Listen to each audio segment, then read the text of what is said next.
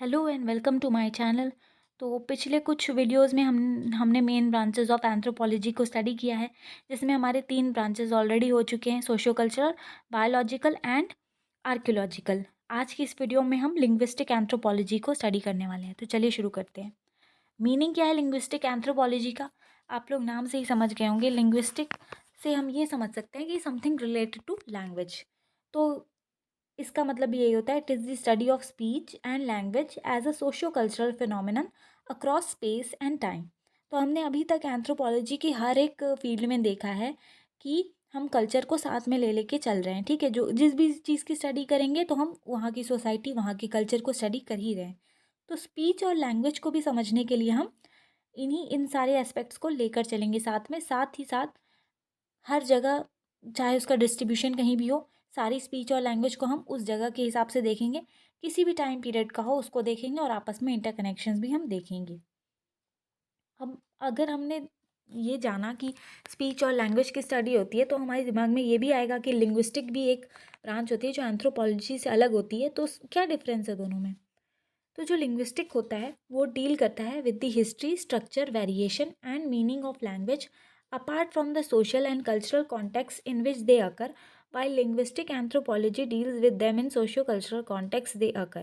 ठीक है, वही बात हो गई कि हम लिंग्विस्टिक एंथ्रोपोलॉजी में सोसाइटी और कल्चर को साथ में लेके चलते हैं।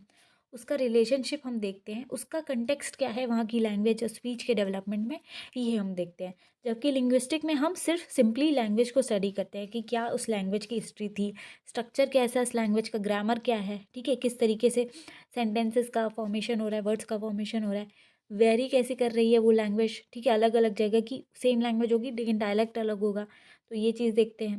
साथ ही साथ लैंग्वेज का मीनिंग क्या है, अब एक ही वर्ड का मीनिंग हर जगह पे अलग अलग हो सकता है, तो हम बस ये चीज़ देखते हैं उसमें। जबकि एंथ्रोपोलॉजी, लिंग्विस्टिक एंथ्रोपोलॉजी में हम उसको सोसाइटी और वहाँ के कल्चर के साथ जोड़ के स्टडी करते हैं। Relation of language and culture. अब ठीक है, हमने एंथ्रोपोलॉजी में देख लिया कि कल्चर का बहुत रोल है, तो लैंग्वेज और कल्चर के बीच में आखिर रिलेशन है क्या? Linguistic anthropology is interested in the many relationship between language and other aspects of culture. सबसे पहला क्या? Study of ways in which language spoken by a group of people related to their status and social position. ठीक है, सबसे पहले तो कोई group है लोगों का, वो कौन सी लैंग्वेज बोल रहा है, किस तरीके से बोल रहा है, इससे हम ये अंदाज़ा लगा सकते हैं कि लैंग्वेज जो है वो कहीं ना कहीं लोगों की स्टेटस क्या है सोसाइटी में, क्या सोशल सोशल पोजीशन है, इससे जुड़ी हुई है।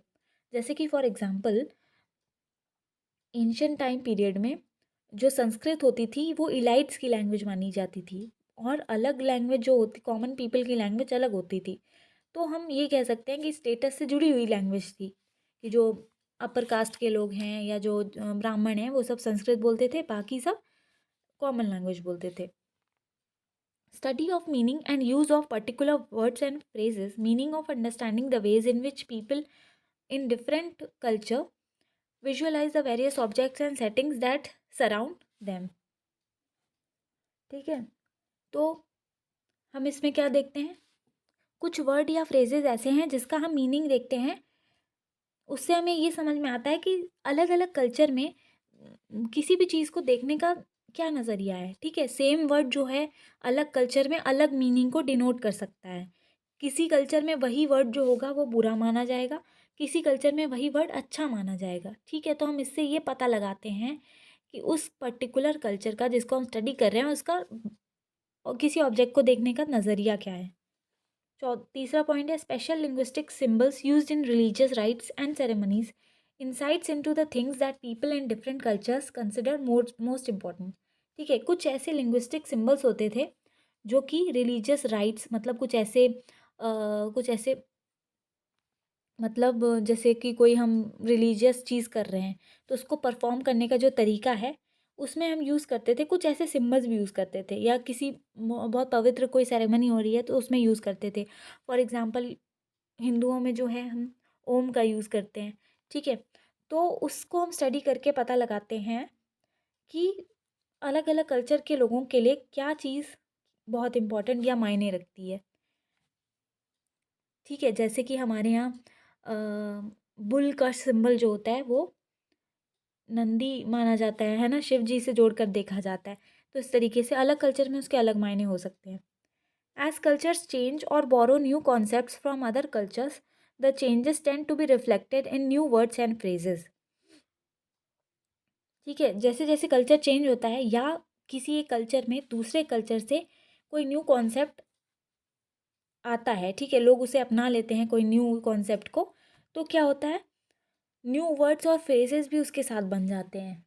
ठीक है, जैसे मान लिया आप रह रहे हो किसी और शहर में, दिल्ली में मान लिया रह रहे हो, दिल्ली से आप मूव करते हो किसी और शहर में, आपके पापा का ट्रांसफ़र हो जाता है किसी और शहर में, कोई छोटा सा शहर है, गाँव है, तो वहाँ पर जाके आपके लैंग्वेज में थोड़ा चेंज आएगा। लोगों के साथ आप जब रहोगे थोड़े समय तक, तो आप भी उनकी भाषा बोलने लग जाओगे धीरे धीरे, अनकॉन्शियसली आप उस चीज़ को सबकॉन्शियस लेवल पे बोलोगे। ठीक है, इस तरीके से जब हम किसी दूसरे कल्चर को अपनाते हैं तो हमारे अंदर भी चेंजेस आते हैं और वो चेंजेस रिफ्लेक्ट होते हैं नए वर्ड्स में। जैसे दिल्ली में तू करके बात किया जाता है कि तू कैसा है, तू कैसी है। वहीं आप किसी छोटे शहर में जाओगे तो तुम कैसे हो, आप कैसे हो, इस तरीके से हम शो करते हैं। तो ये आपके जो भाषा का चेंज आया वो किस वजह से आया, कल्चर के चेंज से, क्योंकि आपने दूसरे कल्चर को थोड़ा अपनाया। उसके बाद बात करें इस फील्ड के रेलेवेंस की, तो linguistic anthropology has relevance in understanding of cultural anthropology. Cultural anthropology जो है उसकी स्टडी करने के लिए इसमें इसकी बहुत रेलेवेंस है। Understanding related to the nature and direction of the processes by which language is transmitted from one generation to another. ठीक है, हम उन प्रोसेसेस को स्टडी करते हैं जिन प्रोसेसेस की वजह से एक जनरेशन से दूसरी जनरेशन में कोई लैंग्वेज ट्रांसमिट होती है, वो कौन सा प्रोसेस है। ठीक है, क्योंकि कल्चर का पार्ट होता है, कल्चर में आप रहते हो, आपका एक दूसरे से रिलेशन होता है और उस रिलेशनशिप के थ्रू ही एक जनरेशन जब एक जनरेशन से दूसरी जनरेशन में वो सेम लैंग्वेज ट्रांसमिट होती है। ऐसा नहीं है ना कि आप अगर आप इंडिया में पैदा हुए हो तो आप अपने मम्मी पापा से अलग लैंग्वेज बोलोगी। आपके यहाँ की जो भी लैंग्वेज होगी, हिंदी, तमिल, तेलुगु, आप वही लैंग्वेज बोलोगे। तो कौन सी ऐसी प्रोसेस है जिससे आप में वो लैंग्वेज अपने आप आ गई, तो हम इस चीज़ की स्टडी करते हैं। To understand ways in which ideas are transmitted within culture. ठीक है, कैसे एक कल्चर के अंदर आइडियाज़ जो होते हैं एक दूसरे में ट्रांसमिट होते हैं, उस चीज़ की भी स्टडी करता है लिंग्विस्टिक एंथ्रोपोलॉजी, मदद करता है इस चीज़ को स्टडी करने में।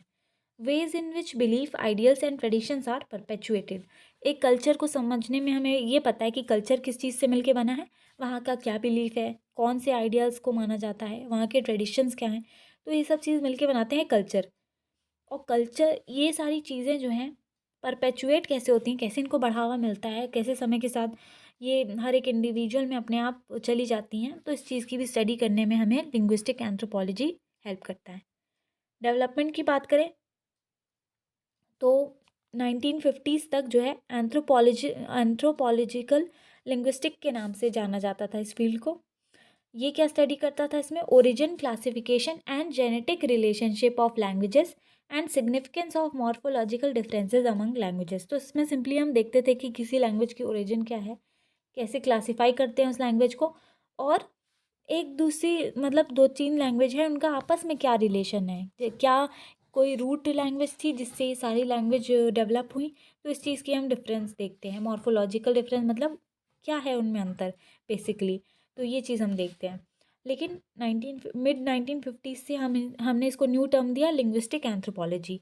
इसमें क्या, study of evolution distribution of language as part of culture in knowing the relation of patterns of speech with the pattern of acting, behaving and communicating as found in different culture। ठीक है, वही बात है जो हम शुरू से कहते आए हैं कि हम इसमें कल्चर के साथ जोड़ के देखेंगे, लैंग्वेज की इवोल्यूशन और डिस्ट्रीब्यूशन देखेंगे कल्चर का एक पार्ट या हिस्सा समझकर।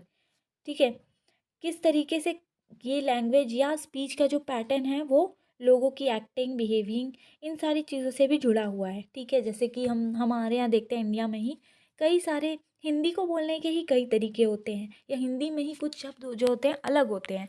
ठीक है, तो वो कल्चर पे डिपेंड करता है किस तरीके से स्पीच आपकी कैसी है, कैसे आप कुछ शब्दों को बोलते हुए एक्ट करते हो, आपके चेहरे की भाव भंगिमा किस तरीके से चेंज होती है। तो इन सारी चीज़ों को मिला जुला कर हम लैंग्वेज की स्टडी करते हैं।